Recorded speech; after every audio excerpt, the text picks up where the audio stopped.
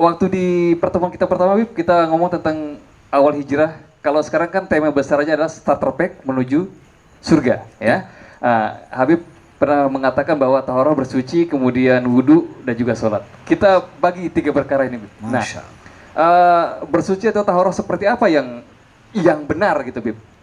Kan apakah hanya mandi junub sudah kelar masalahnya, atau ada hal-hal yang lain yang memang harus dilakukan seperti itu, Bib? Iya. Kalau kita bicara tentang toharoh, sebenarnya toharoh itu kalau dilihat dalam kitab Takriratus Sadidah, dijelaskan toharoh itu an-nadhafah minal khulus al-hissi wal maknawi, katanya. Yaitu membersihkan diri yang zahir, yang nampak, dan membersihkan yang dalam. Kita nggak bahas yang dalam nih.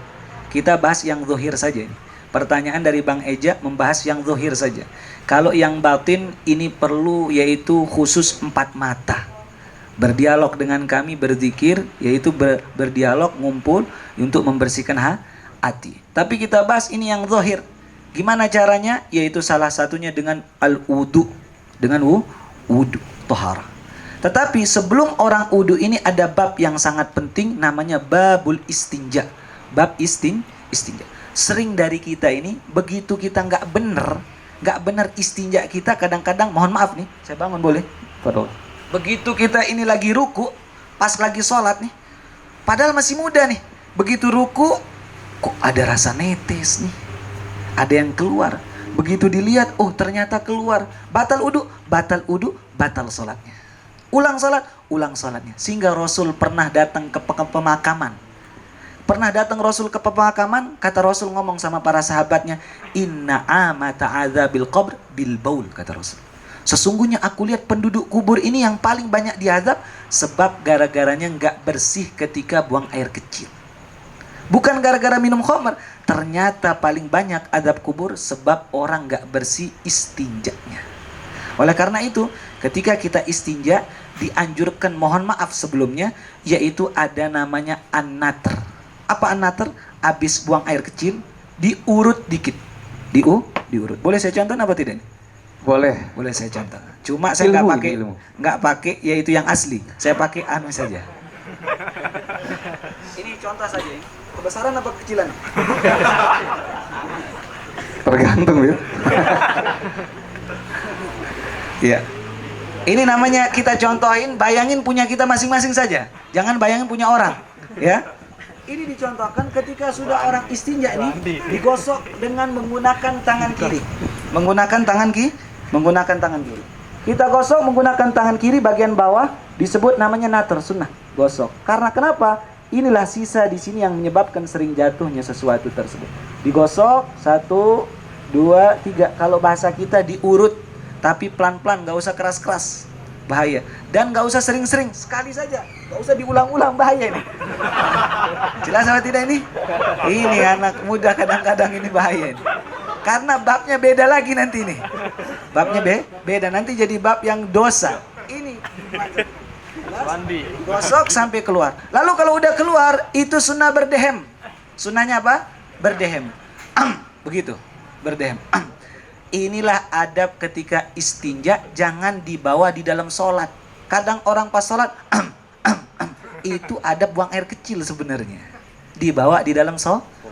Sebenarnya pas kita buang air kecil tuh, kita dianjurkan berdehem sampai keluar sisa-sisanya tersebut, lalu langsung melaksanakan wudu dengan benar. Kalau sudah wudu dengan benar, bersambung seperti ini, begitu kita sholat ada yang netes, kerasa dingin, itu dijelaskan memang dalam kitab Bulughul Maram.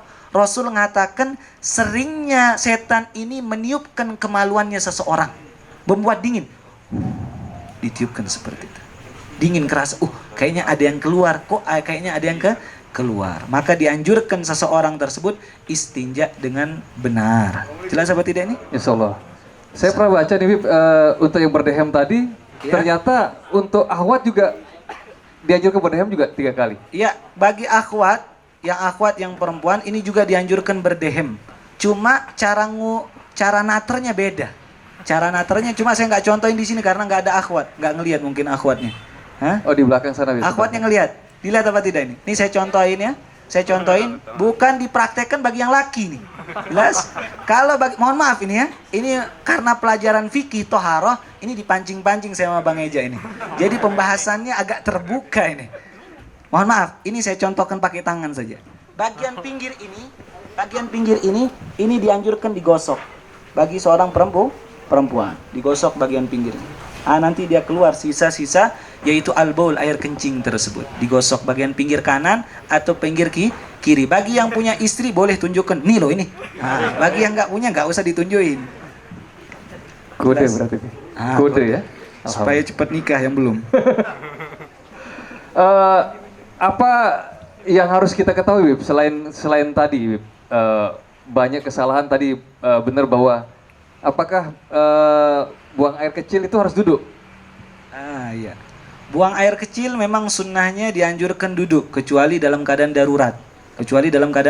Darurat. Contoh kita di pesawat atau di mall, bagi yang sering ke sana, maka dicari dulu tempat yang bisa duduk.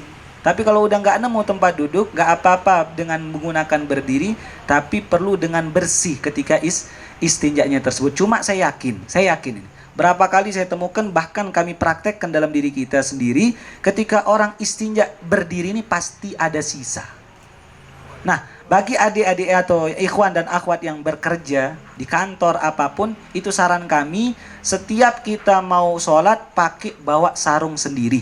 Karena kenapa? Biasanya, mohon maaf ini ya, kita kan pakai daleman tuh, apa namanya daleman tuh? Celana dalam Atau boxer ya mungkin boxer. ya. Nah, boxer itu kita pakai, biasanya keluar sesuatu, cairan. Begitu kita buka ada cairan dikit yang disebut namanya wadi. Wadi. Nah, wadi ini apabila kita udah wudu ini bersih, istinja sudah benar, tapi celana kita yang bagian dalam ini najis. Begitu kita sholat, nggak sah sholat kita. Lalu bagaimana caranya? Itu dibuka sering. Dan seringnya bagi anak SMA. Sering bagi anak SMA yang lagi duduk-duduk, kadang-kadang nggak ngerasa ini sama teman-temannya yang akhwat duduk-duduk, keluar tuh sedikit sesuatu tersebut. Gak usah sholat duha, jangan juga sholat duhur sebelum ganti pakaiannya tersebut. Harus pakai pakaian tersebut. Ini menyebabkan sholat kita menjadi rusak dan tidak sah, belum diterima oleh Allah Subhanahu wa Ta'ala. Ya.